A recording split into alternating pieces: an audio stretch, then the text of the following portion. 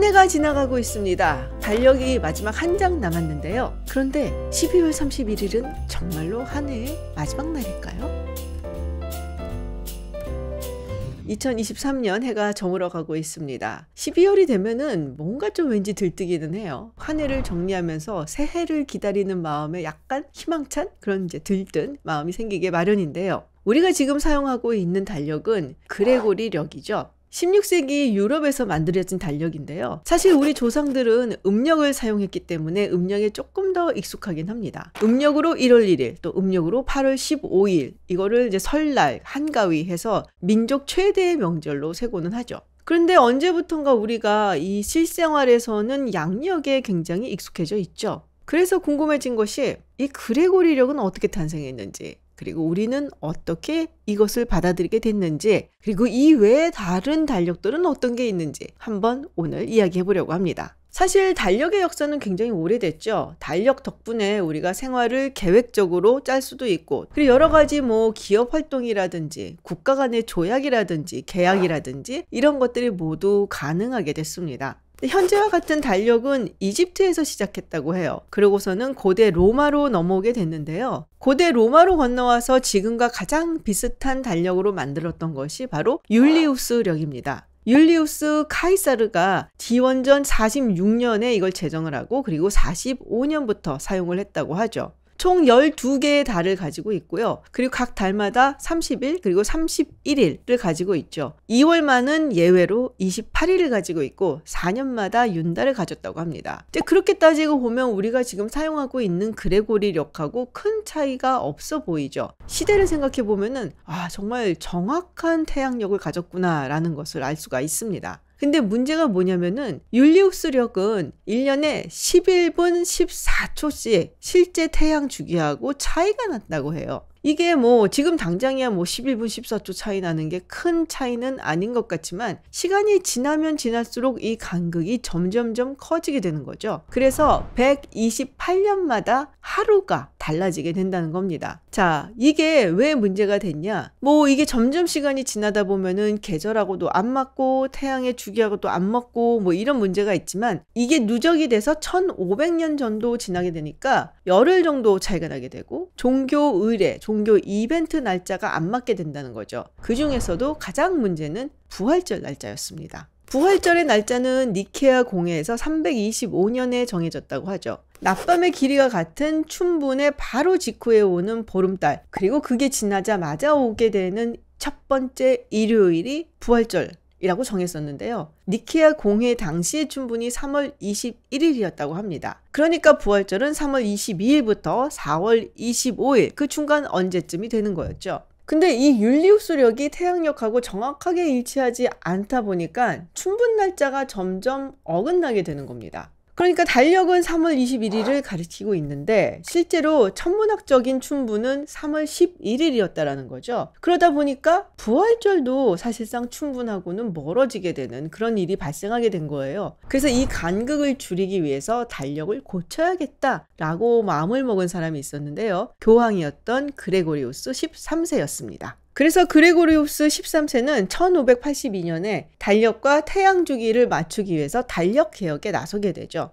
그레고리우스 교황의 그레고리력은 율리우스력보다 훨씬 정확했습니다. 1582년 10월 15일부터 적용이 되었는데요. 율리우스력이 11분 14초 차이가 났던 것에 비해서 그레고리안 달력은 1년에 26초밖에 차이가 나지 않았죠. 그러니까 하루가 차이가 나려면은 3323년이 지나야 된다는 거예요. 그쯤이야 우리가 감당할 수 있죠. 그런데 이렇게 정확한 그레고리력이 온 유럽에 빨리 채택이 된 것은 아니었습니다. 1582년이라고 한다면 구교와 신교 간의 갈등, 전쟁, 싸움이 어마어마하던 시기였죠. 그러다 보니까 가톨릭을 채택하고 있었던 스페인, 포르투갈, 이탈리아, 프랑스 이런 국가에서는 좀 빨리 받아들였는데요. 신교를 채택하고 있던 지역들, 네덜란드라든지 독일 쪽이라든지 이쪽은 가톨릭의 수장인 교황이 만든 달력이다 해서 조금 꺼려했다고 하죠. 이 중에서도 영국은 조금 늦은 편이었어요. 영국 국교회가 극구 반대했었기 때문이죠. 그런데 이 반대에도 무릅쓰고 그레고리력을 빨리 채택해야 된다라고 주장한 사람이 있었는데요. 바로 맥스필드 가문의 2대 백작이고 또 왕립학회 회원이었었던 조지 파커라는 인물입니다. 이 조지 파커는 친구인 제임스 브래들리랑 같이 계산을 해보고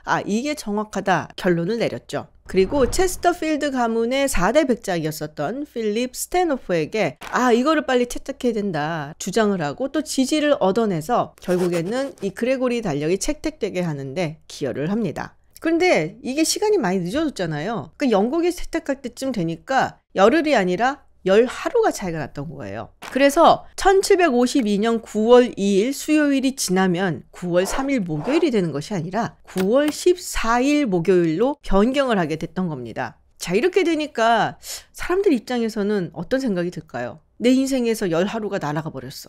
나이를 갑자기 더 먹은 것 같죠. 그런데 이렇게 도둑 맞은 것 같은 억울한 느낌이 드는 것뿐이 아니라 실생활에서도 꽤 변화가 있고 또 사람들은 불만이 가득했습니다. 예를 들면은 생일이라든지 축제 이런 게 날짜가 바뀌기도 하고요. 무엇보다도 회계 연도라든지 이자 지급일이라든지 이런 날짜들이 갑자기 훅 앞당겨진 거예요. 근데 그 중에서 좋아하는 사람들도 일부 있었다고는 합니다. 예를 들면은 죄수들 갑자기 11일이 없어진 거잖아요.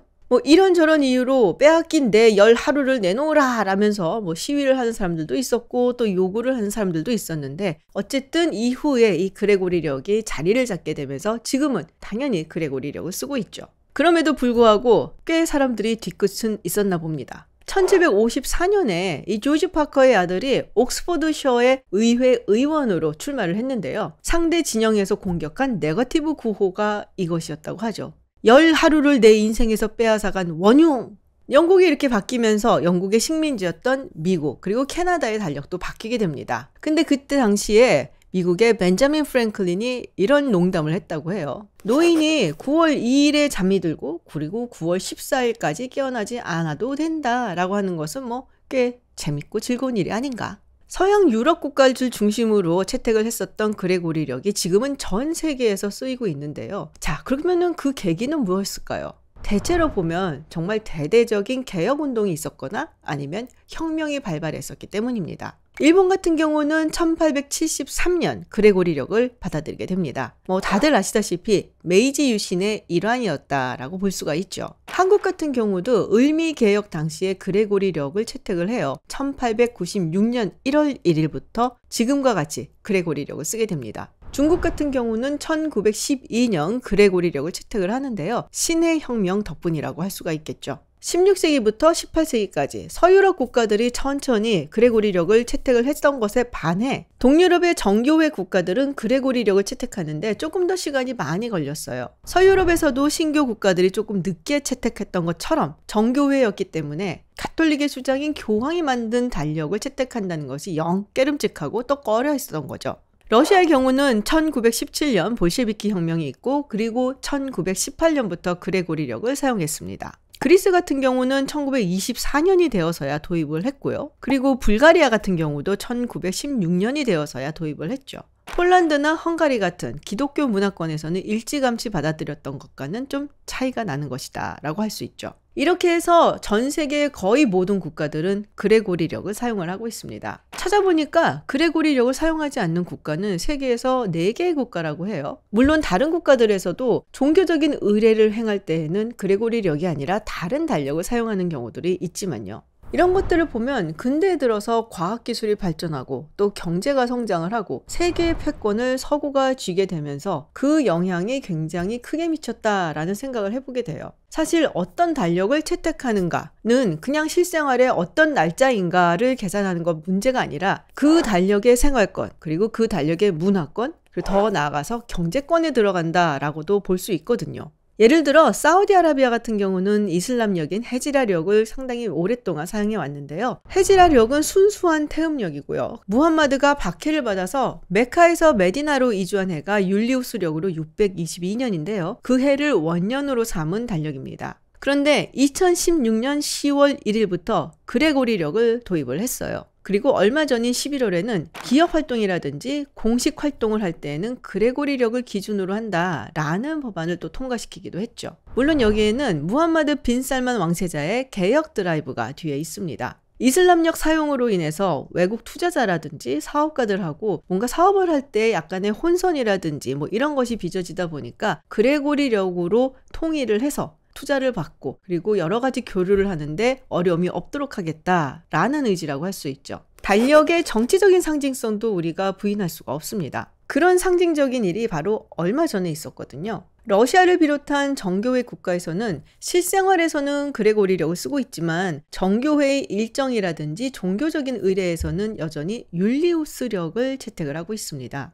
128년마다 하루씩 늦어지기 때문에 사실 지금의 율리우스력은 원래 태양 주기보다 13일이 늦어졌죠. 그래서 크리스마스를 12월 25일이 아니라 이보다 13일 뒤인 1월 7일에 행사를 치릅니다. 동유럽의 정교회는 모스크바 총대주교청에서 관리 감독을 하는데요. 우크라이나 같은 경우는 이로부터 조금씩 독립을 하고 있는 중입니다. 특히 2014년 크림반도 합병 이후에 그런 모습이 더 두드러졌다라고 할 수가 있죠. 그러면서 2017년 우크라이나 정부는 12월 25일을 크리스마스로 공휴일로 지정을 합니다. 명목은 우크라이나에 있는 카톨릭 교도들을 위한 것이다 라는 것이었는데요. 누가 봐도 사실은 정치적인 상징성을 띠고 있다라고 볼 수 있죠. 그런데 작년 2022년 러시아가 우크라이나를 침공하면서 1월 7일이 아닌 12월 25일에 크리스마스를 해야 된다라는 주장이 좀 더 많이 나오게 됐죠. 그리고 올해 7월 젤렌스키 대통령은 크리스마스를 1월 7일에서 12월 25일로 공식적으로 옮기는 법안에 서명을 합니다. 누가 보더라도 이제는 러시아 정교회로부터 벗어나겠다라는 의지가 표현된 것이라 할 수 있죠.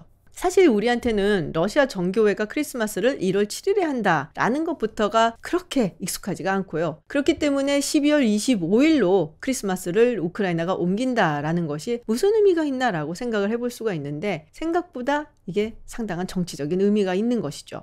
우리랑 러시아는 이제 모든 것에서 끝. 그러니까 러시아 정교회도 형님 노릇하려고 하지 마 라는 속뜻이 담겨 있다라고 볼 수 있습니다. 근데 오늘 주제인 이 그레고리력 그리고 율리우스력을 이야기하면 뭔가 좀 아픈 기억이 떠오르는 분들도 계실 겁니다. 제가 좀 찾아보니까요. 2011년 수능 시험에 언어 영역에서 이 문제가 나왔다고 하더라고요. 그래서 그야말로 이것이 킬러 문항이었다.